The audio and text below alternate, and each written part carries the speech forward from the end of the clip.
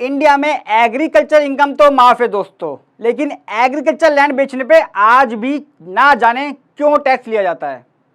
मैंने एक case study भी दिखाई थी आपको पिछली वीडियो में और प्रॉमिस किया था सेकंड वीडियो बनाऊंगा। उस केस स्टडी में बताया था किस तरह एक किसान की ज़मीन को अर्बन एग्रीकल्चर लैंड बना दिया गया और करोड़ों का टैक्स उससे वसूलने की तैयारी कर दी गई है।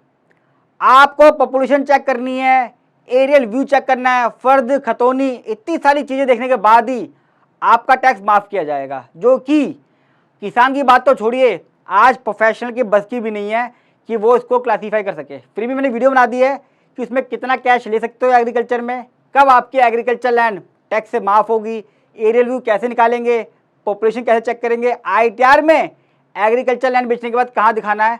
बड़ा इंपॉर्टेंट क्वेश्चन है और बहुत इंपॉर्टेंट वीडियो है, इसको शेयर कीजिएगा, आखिर तक जरूर देखिएगा दोस्तों, प्रोफेशनल तो जरूर देखिएगा ताकि बाकी लोगों की भी हेल्प हो सके।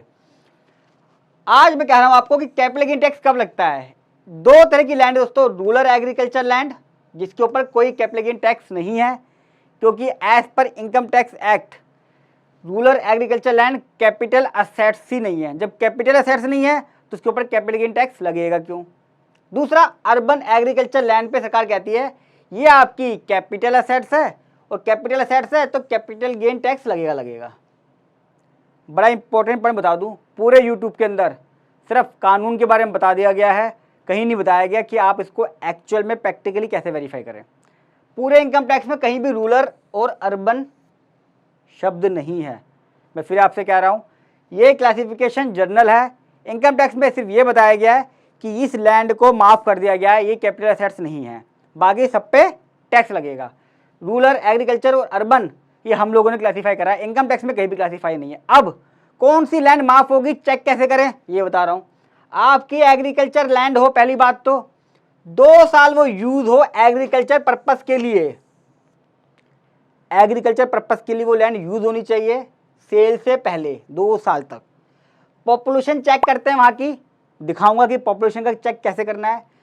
म्युनिसिपैलिटी या कैंटोनमेंट बोर्ड से उसकी डिस्टेंस चेक की जाती है, यानी कि आज किसान खेती कर रहा है जो पहली क्लास भी पास नहीं हुआ है, बेचने से पहले उसको IIM की डिग्री लेनी पड़ेगी प्लस IIIT की डिग्री लेनी पड़ेगी और ये सारे झमेले पालने पड़ेंगे। पंख लगा के उड़ेगा और डिस्टेंस चेक करेगा, आसमान में जाके पॉपुलेशन गिनेगा, तब जाके पता चलेगा भैया किसान आदमी तू जो देश को पाल रहा है, ज़िंदगी भर सेवा कर रहा है, तेरे ऊपर तब भी हम टैक्स लगा देंगे। बड़ी विडंबना है देश की। फिर भी मैं बता देता हूँ, ध्यान रखें थोड़ा सा, बाकी तो मैं हूँ ही। पहला पार्ट है पॉपुलेशन चेक करना। पॉपुलेशन कैसे चेक की जाती है, मैंने इसका एक ऑनलाइन लिंक दे दिया है जहाँ पे आप चेक कर सकते हो। इनकम टैक्स का पोर्टल ही है, वहाँ पे आपने डालनी है और आपका पता चल जाएगा कि आपकी पॉपुलेशन कितनी है और आपकी जो लैंड है वो एग्रीकल्चर लैंड रूरल में आती है अर्बन में आती है। लिंक दे दिया, इनकम टैक्स का लिंक है, साथ में एक मैंने गूगल ड्राइव का भी लिंक दिया है जिसमें पॉपुलेशन आ रही है, आप फिल्टर मार के देख सकते हो। थोड़ी सी मेहनत करता हूँ आप लोगों के लिए। अब मैं आपको एक दिखाता हूँ कि पॉपुलेशन के बेस पे कैसे क्लासीफाई होती है कि रूरल है या अर्बन है, और ये सारी कंडीशन एक साथ फुलफिल करनी है। ऐसा नहीं है मैंने ये चेक कर लिया तो मेरी रूरल हो गई, टैक्स माफ़ हो गया, मुझे ये भी चेक करना है, ये भी चेक करना है, ये भी। पाँचों पॉइंट इकट्ठे एक साथ प्रूफ होंगे तो ही आपकी रूरल एग्रीकल्चर लैंड होगी, तो ही आपका टैक्स माफ़ होगा। अब मैं आपको पॉपुलेशन का दिखाता हूँ। दोस्तों ये टेबल बनाई है मैंने जिसमें 4 कैटेगरी हैं डिस्टेंस वाइज, जिससे पता चलेगा कि जो हमारी एग्रीकल्चर लैंड रूरल है या अर्बन है। सबसे पहले विथ इन म्यूनसिपैलिटी है, अगर लेस देन 10,000 है पॉपुलेशन वहाँ की तो वो रूरल मानी जाएगी, अगर ज़्यादा है 10,000 से तो आपकी फिर वो अर्बन मानी जाएगी। यानी कि अगर मेरी एग्रीकल्चर म्यूनसिपैलिटी में है तो मैं पॉपुलेशन चेक करूँगा, अगर 2 किलोमीटर से ज़्यादा है मेरी डिस्टेंस और मेरी डिस्टेंस जो है साथ में पॉपुलेशन 10,000 से 1 लाख के बीच में है तो वो रूरल मानी जाएगी, और अगर 2 किलोमीटर के अंदर आ जाती है मेरी और पॉपुलेशन ये है तो फिर वो अर्बन आ जाएगी। इसको कैसे चेक किया जाएगा, एग्जाम्पल के लिए मैंने डिस्टेंस नापी, जो मेरी डिस्टेंस 2 किलोमीटर ज़्यादा निकली, फिर मैंने अपने उस जगह की जहाँ पे ज़मीन है पॉपुलेशन चेक करी, पॉपुलेशन मेरी निकली 12,000, तो मैं इस कैटेगरी में आ जाऊँगा, मेरी मानी जाएगी रूरल। एग्जाम्पल के लिए मैंने चेक करा कि मेरी पॉपुलेशन तो कितनी है 12,000, लेकिन मेरी जो लैंड आ रही है उसकी डिस्टेंस है सिर्फ 1 किलोमीटर, तो फिर मेरी अर्बन लैंड हो जाएगी। सेम इसी तरह 6 किलोमीटर से ज़्यादा होगी और मेरी पॉपुलेशन 10,000 से 10 लाख के बीच में है, सॉरी 1 लाख से 10 लाख के बीच में है, तो रूरल है। अगर 6 किलोमीटर के अंदर ही है म्यूनसिपल से और पॉपुलेशन इतनी है 1 लाख से 10 लाख के बीच में, तो अर्बन है।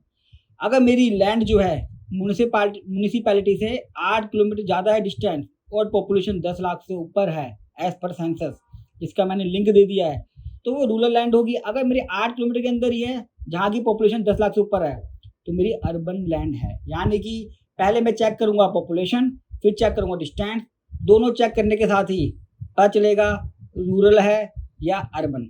चलिए चलता हूँ डैशबोर्ड की तरफ। अब आपने पॉपुलेशन का देख लिया है, बहुत ही डिफिकल्ट टास्क है, तभी मैंने कहा किसान को आईआईटी और आईआईएम पढ़ाई करनी पड़ेगी। दूसरा डिस्टेंस देखनी है, म्यूनिसिपल कमेटी से चेक करना है। आपको ऐसे ऐसे पैर रख के ना बचपन में खेलते थे, डिस्टेंस चेक करनी है, मजाक कर रहा हूँ। एरियल व्यू सरकार ने बोला है आसमान से चेक किया जाएगा। यानी कि अगर आपको यहाँ पर है और यहाँ पर म्यूनसिपालिटी लिमिट ये रही और आपकी ज़मीन ये रही, तो आपको ऐसे आसमान से एरोप्लेन जाएगा, उसे देखते हुए चेक करना है, भले ही रास्ता आपका ऐसा हो। ये आपका रास्ता था ना, उसने कहा ऐसे नहीं, ये डिस्टेंस ऐसे चेक करनी है आपको। इसका भी एक बार मैं आपको दिखाता हूँ कि गूगल से कैसे डिस्टेंस को निकालते हैं। एरियल व्यू के लिए सबसे पहले गूगल मैप टाइप करेंगे। गूगल मैप को क्लिक करते ही एक एरो आएगा डायरेक्शंस का, यहाँ पे से क्लिक कर दीजिए। 2 लोकेशन आ गई हैं, एक होगी आपकी म्यूनिसिपल की और एक होगी जो आपकी एग्रीकल्चर लैंड का है। 99% एक्यूरेट है, कुछ आपको सेटिंग करनी पड़ेगी, वो भी दिखाता हूँ। एग्जाम्पल के लिए मुझे रायपुर का केस किया था मैंने यहाँ रायपुर डाल दिया, म्यूनिसिपल कॉर्पोरेशन डाल देता हूँ। ये मेरा आ गया रायपुर का म्यूनिसिपल कॉर्पोरेशन। यहाँ जो मेरी लैंड थी वो नकाटी छत्तीसगढ़ की थी, ये मैंने टाइप कर दिया है। देखिए जब आप ऑटोमेटिक देखेंगे तो मेरा ये डिस्टेंस बना हुआ आ रहा है।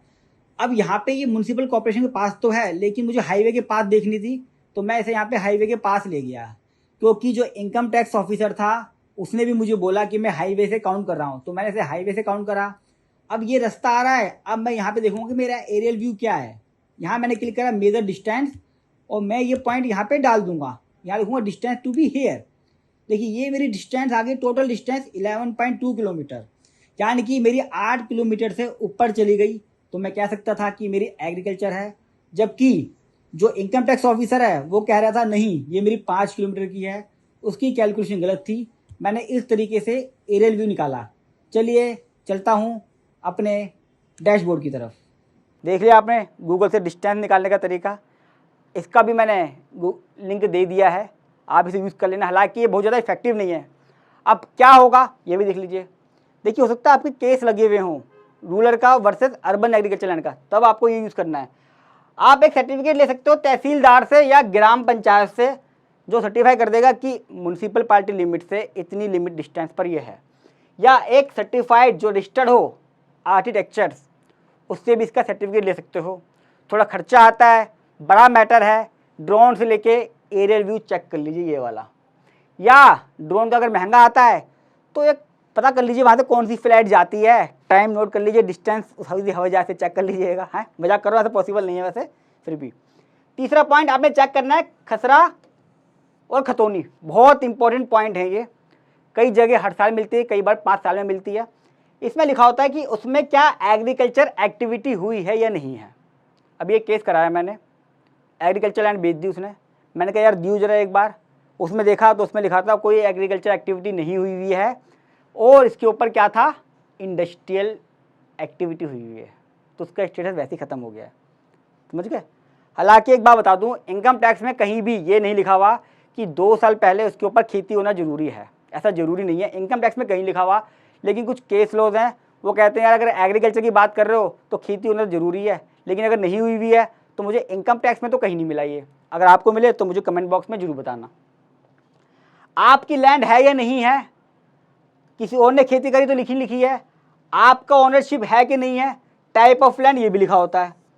तो ये बहुत बड़ा प्रूफ है खसरा खतौनी कि उसमें एग्रीकल्चर एक्टिविटी हुई भी, उसमें लिखा होता है गेहूँ बोया, चावल बोए, क्या बोए, पता चल गया यहाँ पे खेती होती है तो एग्रीकल्चर ही है।